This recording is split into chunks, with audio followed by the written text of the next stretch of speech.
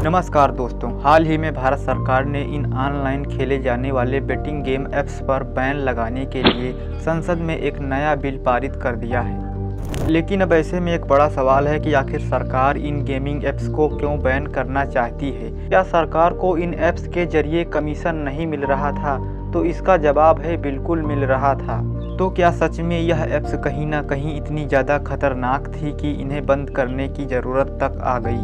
ये ऐप्स लोगों को कैसे मूर्ख बनाते थे? आखिर इनका बिजनेस मॉडल क्या था जिस वजह से सरकार इन्हें बैन करना चाहती है? आइए समझते हैं इन बेटिंग और फैंटेसी ऐप के बिजनेस मॉडल को आज के इस वीडियो में। बेटा तुमने क्यों खेला? ये नशा है ना?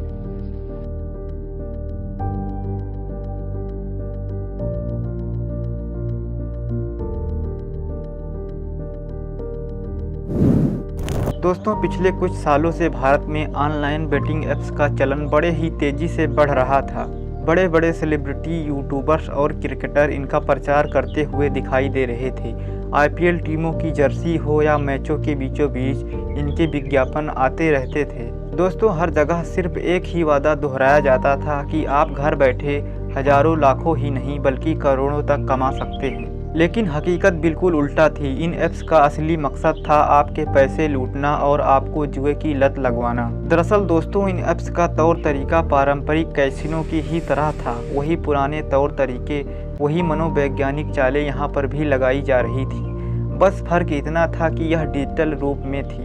कैसीनो शब्द इटली के शब्द कासा से निकला है, जिसका मतलब होता है घर।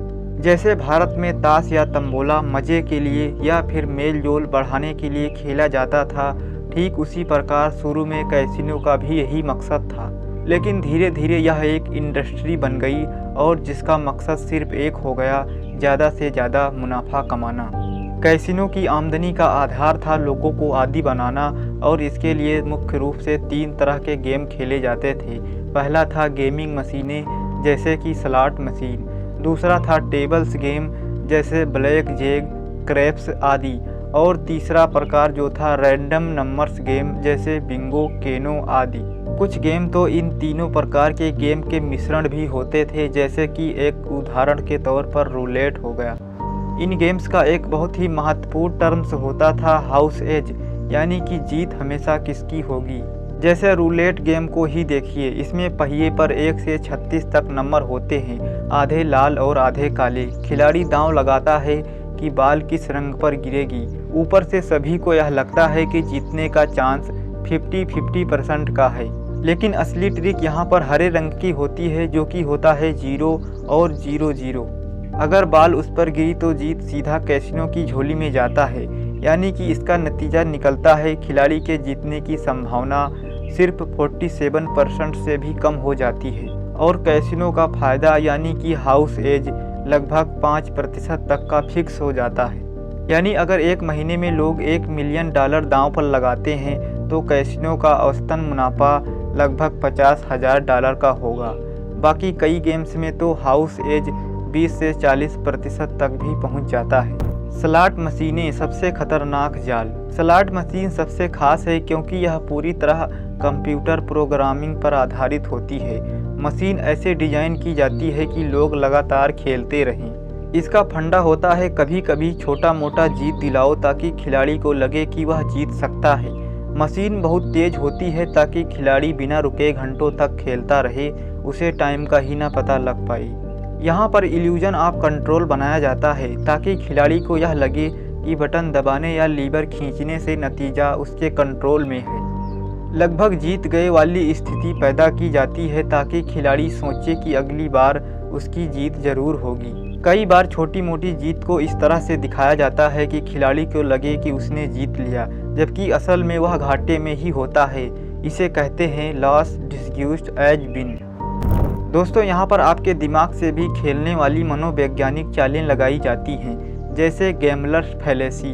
लगातार हारने के बाद दिमाग सोचता है कि अगली बार तो ज़रूर जीत होगी, जबकि संभावना हर बार समान ही रहती है। समय का एहसास खत्म करना। कैसीनो में घड़ी या खिड़की नहीं होती है ताकि खिलाड़ी घंटों तक खेलता रहे और उसे टाइम का भी ना पता चल सके कि कितना टाइम बीत चुका है। साउंड और स्मेल का प्रयोग, खास खुशबू और संगीत से माहौल बनाया जाता है ताकि मूड अच्छा रहे और खिलाड़ी लगातार खेलता रहे। फ्री ऑफर: नए लोगों को शुरुआत में मुफ्त कॉइन या ड्रिंक देकर फंसाया जाता है ताकि वे लोग लालच में आकर इस गेम को खेलने के लिए लालायित हो जाएं। अब वही पुरानी कैसीनो वाली चाल ऑनलाइन बेटिंग गेम में भी लगाई जा रही हैं। जैसे अगर आप गौर करें तो यही सारे ट्रिक्स अब ऑनलाइन बेटिंग ऐप्स में इस्तेमाल हो रहे हैं। जैसे ब्राइट और कलरफुल इंटरफेस ताकि ध्यान आपका हमेशा स्क्रीन पर ही बना रहे, जीतने पर लाइट्स और खुशियों वाली धुन जिससे दिमाग डोपामिन रिलीज करता रहे और आपको इस गेम को खेलने में आनंद मिलता रहे, आपका दिमाग कहीं पर ना भटक पाए। नोटिफिकेशन फोमो यानी कि फियर ऑफ मिसिंग आउट पैदा करना, अभी दांव लगाओ मौका मत गवाओ, ऐसा माहौल बनाया जाता है। नए यूजर के लिए साइन अप बोनस और फ्री बेट्स भी मिलते हैं। डेटा एनालिसिस और टूल्स देकर यह भ्रम पैदा करना कि खेल स्किल का है ना कि किस्मत का। लीडर बोर्ड और सोशल शेयरिंग से प्रतिस्पर्धा की भावना जगाना, असल में यह सब उसी हाउस एज को छुपाने का तरीका है। याद रखिए, पैसा कमाना हमेशा वैल्यू एक्सचेंज पर निर्भर करता है। आपको पैसा तभी मिलेगा जब आप दूसरों के लिए कोई वैल्यू बनाएंगे, चाहे काम का हो, स्किल का हो या ज्ञान का हो। सिर्फ बैठकर ये उम्मीद करना कि कोई ऐप्स आपको लाखों दे देगा, तब यह आपकी गलतफहमी है। हाँ, कभी कभार कोई लॉटरी विजेता मिल जाता है, लेकिन उनकी कहानियाँ खोजिए तो आपको मिलेगा कि ज़्यादातर लोग जल्दी ही सब कुछ खो देते हैं। दोस्तों, मैं अंत में यही कहना चाहूँगा कि ऑनलाइन बेटिंग ऐप्स असल में डिजिटल कैसीनो ही है। बाहर से ये चमक दमक और आसान पैसे का लालच दिखाते हैं, लेकिन अंदर से ये आपको उसी जाल में ही फंसाते हैं जिससे निकलना मुश्किल होता है। तो अगली बार जब भी आपको यह वादा सुनाई दे कि घर बैठे आप करोड़पति बन जाइए, तो याद रखिए, बिना मेहनत बिना वैल्यू एक्सचेंज के पैसे का कोई शॉर्टकट नहीं होता है। बाकी दोस्तों, क्या आपने भी कभी इन ऑनलाइन बेटिंग ऐप्स में पैसे लगाए हैं? आप अपनी राय हमें कमेंट सेक्शन में ज़रूर बताएं।